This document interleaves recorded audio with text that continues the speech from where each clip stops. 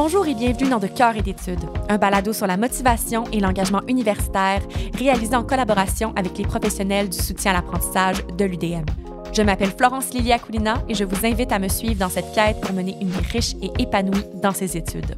Dans ce deuxième épisode, nous allons parler de l'enjeu de la motivation chez les étudiants universitaires. Nous allons notamment discuter des facteurs favorisant la motivation et ceux qui, au contraire, lui nuisent. Et pour ce faire, je recevrai en studio l'étudiante au doctorat en psychologie à l'UDM, Catherine Côté, ainsi que la fondatrice et directrice générale d'Humains avant tout, un organisme à but non lucratif qui vise à réduire les tabous entourant la santé mentale, Lisa-Marie Ontoit. Avant d'entamer cette discussion, j'ai demandé au psychologue au Centre étudiant de soutien à la réussite de l'UDM, Julien Dalpé, de définir la motivation. La motivation, c'est la raison pour laquelle on fait quelque chose. C'est un peu le carburant dont on a besoin pour poser des actions. Dans le contexte des études, c'est la raison pour laquelle on va choisir d'étudier dans un certain programme. Donc, la raison pour laquelle on va se lever le matin pour aller à ses cours, on va faire ses lectures, faire ses travaux, étudier pour les examens. Les étudiants qui ont de la difficulté à s'engager dans leurs études, par exemple ceux qui vont procrastiner ou ceux qui ne vont pas se présenter à leurs cours, ça peut être parce qu'ils ont perdu de vue cette motivation, donc cette raison pour laquelle ils avaient choisi à la base de s'engager dans leur programme d'études. Ou alors, ça peut aussi être que cette raison, cette motivation n'est pas suffisamment importante pour soutenir un projet aussi ambitieux et difficile que des études universitaires. Donc, la motivation, c'est vraiment une condition essentielle à l'engagement dans les études.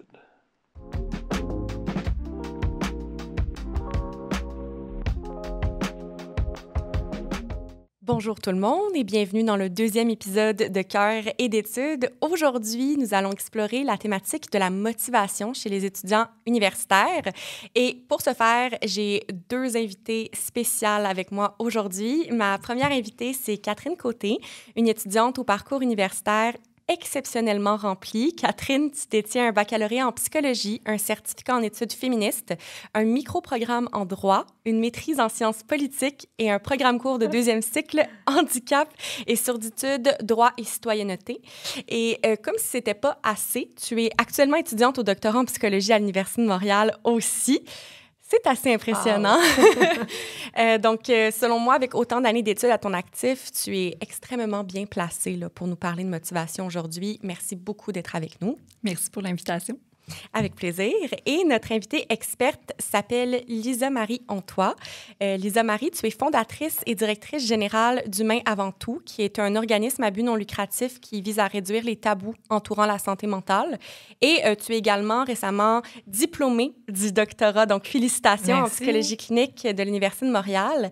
Et en fait, ce qui m'intéresse beaucoup aujourd'hui, c'est que ta thèse doctorale portait sur l'évaluation des ateliers Corsa, qui vise à accompagner les étudiants qui éprouvent des difficultés lors de leur parcours universitaire, que ce soit en raison de stress, d'anxiété ou, par exemple, de manque de motivation. Peut-être qu'on pourra en parler aujourd'hui.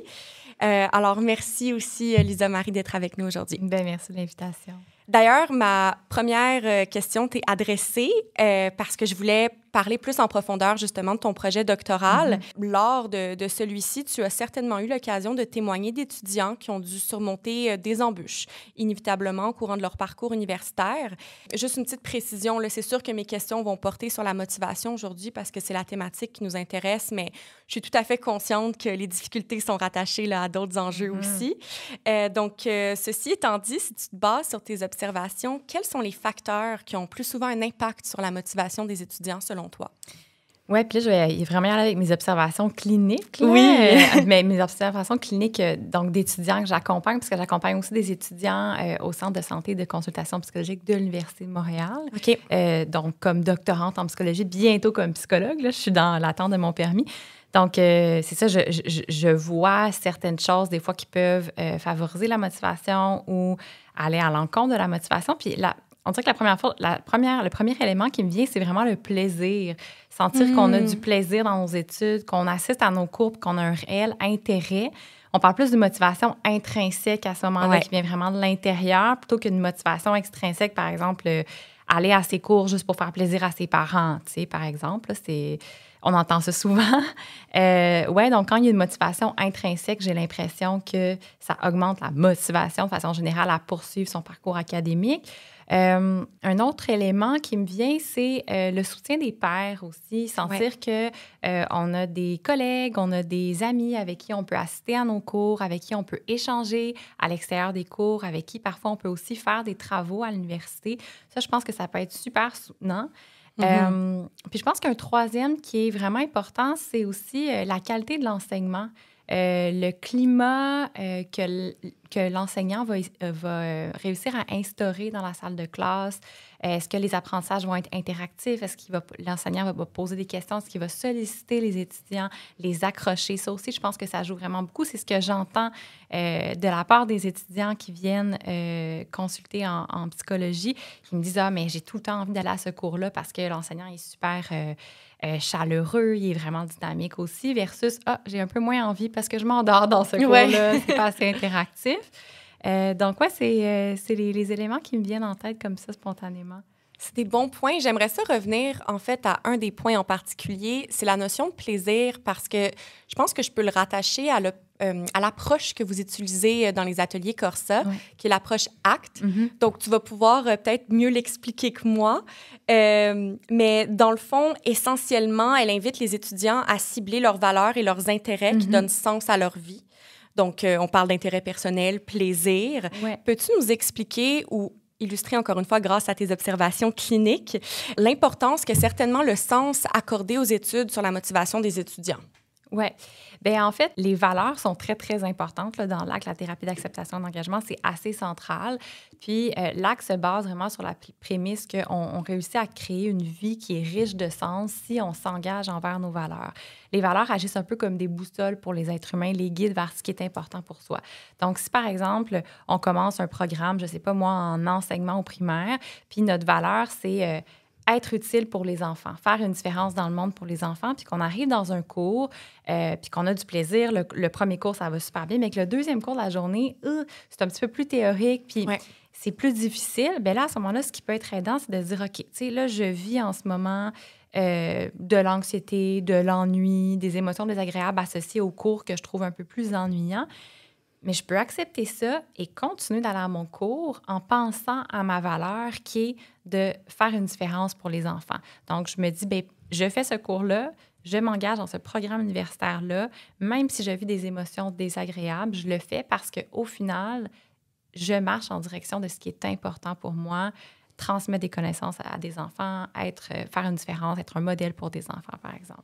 Donc, essentiellement, l'axe, c'est ça, c'est d'accueillir des émotions qui sont inconfortables, de les accepter sans jugement et en décidant de marcher en direction de ce qui est important pour soi. Bien, je vois vraiment un beau lien, en fait, entre motivation intrinsèque et extrinsèque. Donc, c'est sûr qu'on parle beaucoup de motivation intrinsèque comme étant un peu la motivation supérieure, là, si je peux me permettre. Mais c'est sûr que, comme tu dis, inévitablement, on ne va pas aimer toutes les tâches qu'on fait. Donc, même s'il y a de la motivation extrinsèque qui est en jeu, donc de faire quelque chose pour arriver à un autre but, on peut quand même justement penser à ce but-là qui nous tient à cœur. Donc, c'est vraiment une belle interaction, je trouve, entre les deux types de motivation. Ben oui, vraiment, tout à fait. Puis c'est normal dans un parcours universitaire, mais même sur le marché du travail, il y a des tâches qu'on va trouver plates, il y a des tâches qu'on va trouver ennuyantes, mais quand on se ramène à pourquoi on fait ça, intrinsèquement, qu'est-ce qui est important pour nous, mais on dirait que là, ça donne vraiment plus d'énergie puis de motivation pour poursuivre. Bien, en fait, je vais me tourner vers toi, Catherine, parce que ce lien crucial entre valeur et motivation, j'aimerais l'explorer davantage, puisque toi, ta thèse de doctorat porte sur un sujet qui tient non seulement à cœur, mais qui fait partie intégrante de ton quotidien.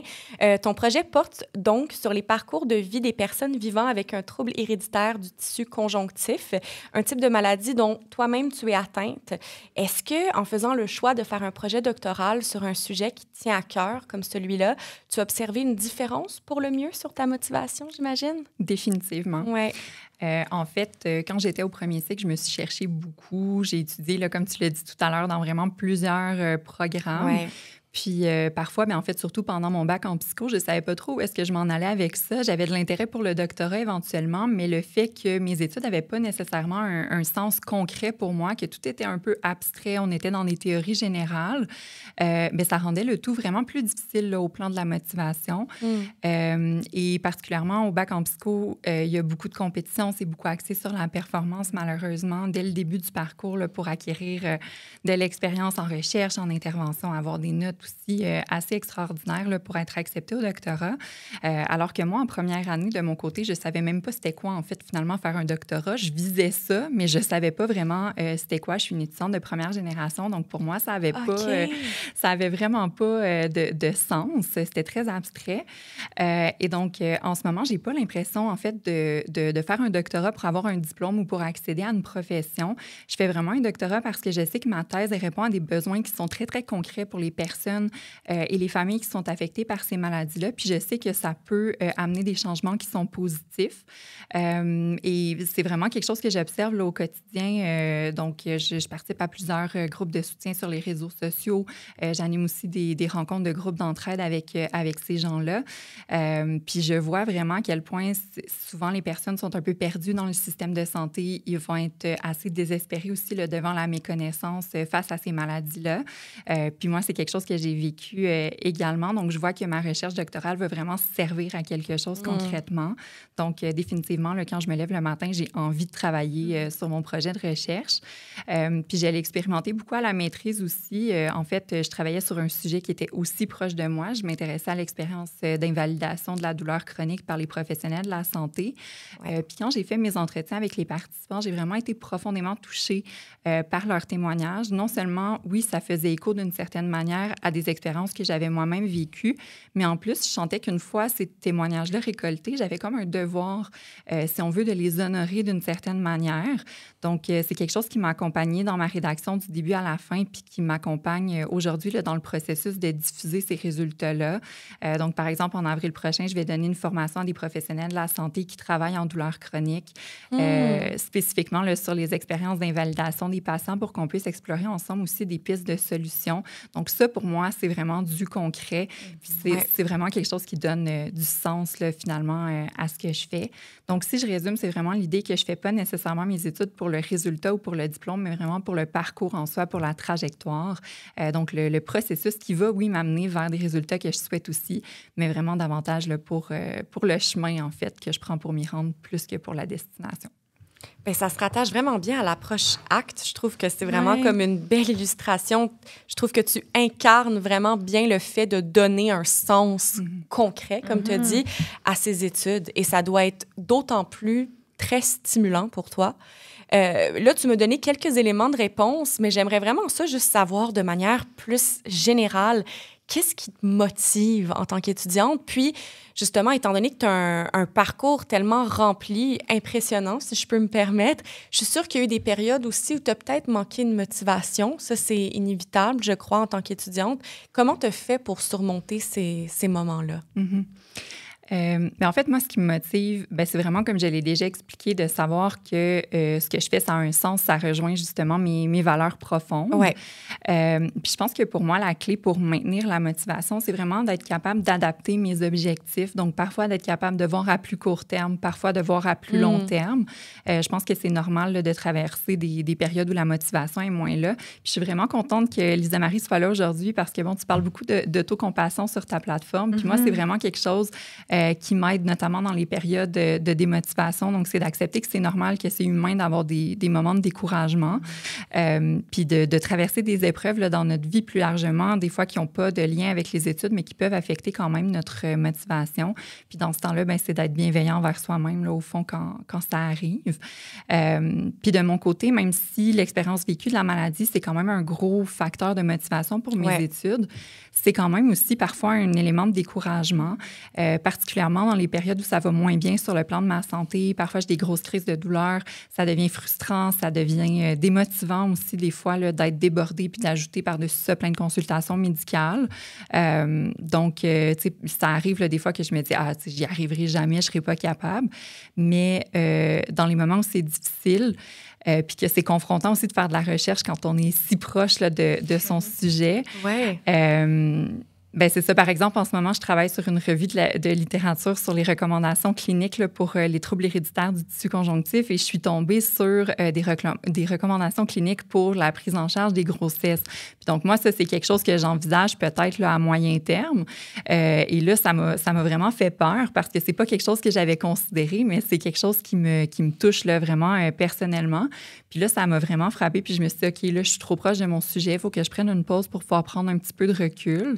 Donc, même si mon projet d'étude fait énormément de sens, des fois, ça peut être décourageant là, quand on est proche de son sujet ou quand il y a des émotions difficiles aussi qui sont rattachées à ça. Mais dans ces périodes-là, c'est vraiment de miser sur l'autocompassion, de me donner ce que j'ai besoin là, pour me rapporter finalement à pourquoi je fais les choses que je fais.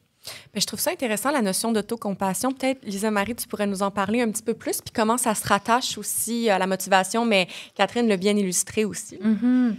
Oui, l'autocompassion, c'est un de mes intérêts de recherche qui me tient vraiment à cœur, en fait. L'autocompassion, si on résume ça dans des termes très simples, c'est la capacité de se traiter comme on traiterait un être cher, particulièrement dans les moments difficiles. Okay. Si je résume, il y a 3 composantes à l'autocompassion. La première composante, c'est la pleine conscience, donc être capable d'observer ce qui se passe. Donc, pour comme réaliser qu'on souffre, il faut être capable d'observer que, OK, en ce moment, par exemple, j'ai de la douleur chronique, c'est vraiment difficile, j'ai de la frustration parce que je ne peux pas avancer ma revue de la littérature. Donc, de reconnaître ça. La deuxième étape, ça, c'est la gentillesse ou le kindness. Donc, par exemple, qu'est-ce que je pourrais me dire ou qu'est-ce que je dirais à mon meilleur ami si cette personne-là vivait la même chose que moi en ce moment? Bien, plutôt que de se dire... ben là, ça n'a pas de bon sens, j'ai encore mal, il faut que je continue, je vais continuer, puis je ne m'écoute pas, ben ça serait de dire, OK, en ce moment, tu as mal, tu es fâché, mais la chose à faire pour prendre soin de toi, c'est peut-être d'aller faire une sieste, ou peut-être d'aller prendre une pause, tu sais, de prendre une pause. Je vis aussi avec la douleur chronique, c'est différent, mais je fais des migraines chroniques aussi. Donc, dans le cadre de mes études, l'autocompassion m'a servi sur le plan personnel. Donc, je l'ai étudié. Il y a quand même des parallèles dans nos histoires, Catherine. Je l'ai étudié beaucoup, justement, dans les écrits scientifiques. Mais sur le plan personnel, quand je vis une migraine puis que je peux pas avancer mon travail, ben j'ai pas le choix d'être comme... Ça m'arrive, il faut que tu arrêtes, puis il faut que tu prennes une pause. Puis c'est une des raisons pourquoi ma thèse, ça a été tellement long, entre autres, mais que j'ai réussi finalement à terminer.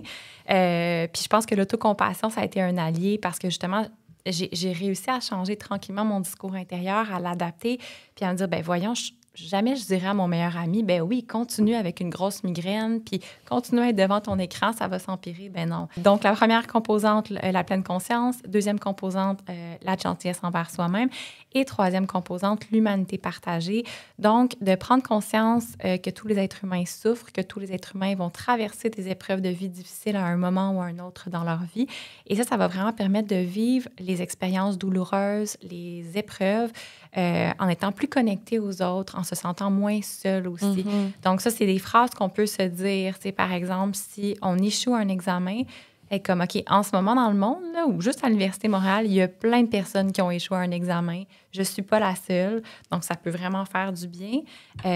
Puis, quand on vit de la douleur, que ce soit de la douleur physique ou de la souffrance psychologique, de dire, OK, en ce moment, par exemple, je traverse une crise de panique ou je fais de l'insomnie. Il y a plein de gens à Montréal qui font de l'insomnie. Ça peut vraiment aider à diminuer la couche de souffrance secondaire. Donc, il relie beaucoup plus à la honte, par exemple, qu'on peut ressentir par rapport à nos difficultés ou des fois à la colère envers soi qu'on peut ressentir par rapport à nos difficultés. Donc, grosso modo, c'est ça l'autocompassion. Puis pour moi, c'est vraiment un allié dans la motivation. Et on sait que les études montrent que les gens qui souffrent plus de compassion, c'est des gens qui sont capables de rebondir plus rapidement et d'être motivés encore plus, en fait, quand ils font face à des échecs. Donc, parce qu'ils ne vont pas se laisser abattre par leurs échecs, ils vont dire, OK, non, c'est correct, j'ai fait une erreur, je ne suis pas une erreur, mais j'ai fait une erreur, je suis capable de rebondir et je suis motivée puis je vais recommencer à étudier. Parce que quand on se tape trop sur la tête, bien, on s'enfonce, puis ça, c'est vraiment à l'opposé de la motivation, là. Donc, oui, l'autocompassion, c'est vraiment, pour moi, très, très relié à la motivation, surtout la motivation intrinsèque. Et un allié, ben moi, ça me parle beaucoup, ça, parce que on voit beaucoup l'élément de pleine conscience, on devient un peu un observateur de soi. Ouais. Puis, la raison pour laquelle ça me parle beaucoup, c'est que je trouve qu'on a tendance à être 100 fois plus difficile envers soi-même qu'envers les autres. Je m'inclus là-dedans, j'ai vraiment cette mauvaise manie-là. Puis c'est sûr que, juste en t'entendant parler, j'ai comme envie de faire un effort conscient de justement me traiter comme je traiterais ma meilleure amie. Ouais. Je trouve que c'est vraiment comme une super belle notion à garder en tête. Mm-hmm. Et je vois tout à fait le lien avec la motivation aussi. Absolument, comment ça peut devenir un allié. En fait, ça fait partie peut-être d'une stratégie, justement, comme on parlait plus tôt, pour surmonter les difficultés à se motiver. J'aimerais ça aussi te demander s'il y avait d'autres stratégies que tu soit appliqué toi-même ou que tu as vu aussi à travers tes observations cliniques. J'en ai eu besoin des stratégies de motivation. Puis, donc, ce que je vais partager, c'est ce que j'ai utilisé, mais c'est aussi ce que je partage à certains clients. Puis, je pense que, c'est important de rappeler qu'il n'y a pas une stratégie qui fonctionne pour tout le monde. Mais de façon générale, là, ce qui est recommandé, par exemple, quand on fait face à une tâche qui est très, très complexe, c'est de la diviser en tâches très simples, en objectifs très précis.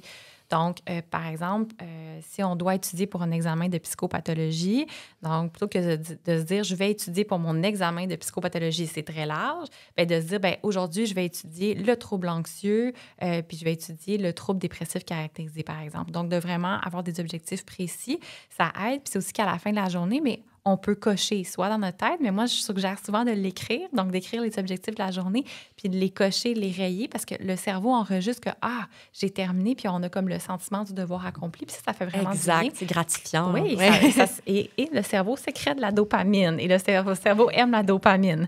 Donc, ça, c'est une des stratégies.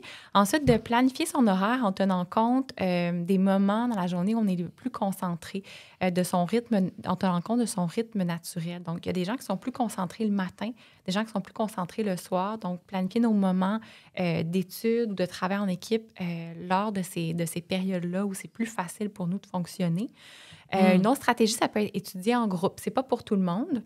Mais parfois, ça peut quand même faire du bien. Là, c'est sûr qu'on ne suggère pas des groupes de 8 personnes. Normalement, c'est pas super productif, puis ça va aller dans toutes les directions. Mais souvent, tu sais, étudier avec une autre personne ou avec 3 personnes, ça peut être motivant. On peut se lancer des questions-réponses, faire des quiz. Donc, ça peut vraiment être motivant. S'offrir des récompenses aussi. À la fin, par exemple, d'une journée vraiment d'études intensives ou d'un travail d'équipe, de dire « OK, je vais aller manger une crème glacée avec une amie ou je vais aller promener le chien de ma grand-mère parce que je l'aime puis ça me fait du bien. » Donc, ça n'a pas besoin d'être quelque chose de matériel, les récompenses. Ça peut être quelque chose de vraiment simple qui nous fait du bien. Puis, il y en a en fait, il y en a plein d'autres, mais une qu'on oublie souvent, c'est de prendre des pauses. Ouais. Souvent, les étudiants se disent « OK, là, il faut que j'étudie », puis ils vont faire comme une période de 8 heures d'études vraiment intensives, puis ils oublient de manger, ça peut arriver, ils oublient de bouger, ne serait-ce que de marcher un petit peu à l'extérieur de chez eux, puis c'est super important de prendre des pauses. Donc, tu sais, on suggère là vraiment de prendre des pauses idéalement toutes les 30 minutes ou 50 minutes, juste de se lever, de regarder au loin pour reposer les yeux. Puis on suggère aussi, dans la littérature scientifique, par semaine, d'avoir au moins un 24 heures où on ne fait aucune activité académique. C'est sûr que c'est pas toujours possible pendant les périodes d'examen. Non. J'ai essayé de l'appliquer et je vous confirme que, en tout cas pour moi, au baccalauréat, ça fonctionnait pas.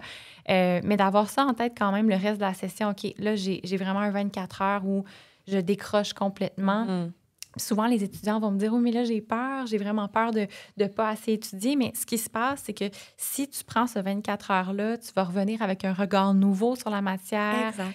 Beaucoup plus énergisé, puis beaucoup plus apte aussi à encoder de l'information dans ton cerveau. Donc, c'est vraiment important, ces moments de pause-là qui sont à ne pas sous-estimer. Mais prendre des pauses, c'est productif. Oui, c'est ça l'affaire. On a souvent tendance à associer la notion de productivité avec faire. Oui. Mais des fois, s'arrêter peut au final devenir encore plus productif que de continuer à se brûler finalement. Exactement. Oui, puis une dernière chose aussi, moi, qui m'a beaucoup, ça c'est personnel, mais qui m'a beaucoup aidé au doctorat, c'est la technique Pomodoro. J'allais la mentionner, en fait. OK. Tu l'as expliqué? Non, vas-y. Okay. C'est super simple. En fait, c'est une application qu'on peut télécharger sur notre ordinateur ou notre cellulaire, puis c'est vraiment un chronomètre. Donc, on peut avoir des périodes de travail de 25 minutes ou de 50 minutes, puis on part le chronomètre au moment où on se met à travailler. On n'a aucune distraction. Puis l'intention, c'est vraiment de rester devant son écran ou devant ses livres pendant 25 ou 50 minutes. Puis ensuite, on a une période de pause. Donc, c'est 25 minutes, le Pomodoro, on a une pause de 5 minutes. C'est 50 minutes, on a une pause de 10 minutes. Et ensuite, on recommence. Et ça, pour les étudiants qui sont en rédaction, c'est hyper aidant. Ça aide à structurer. Il y a même un super bon livre qui a été écrit qui s'appelle « Assis-toi et écris ta thèse » que je recommande à tous les étudiants au cycle supérieur. Okay. C'est vraiment des trucs, des stratégies motivationnelles pour terminer sa thèse de doctorat.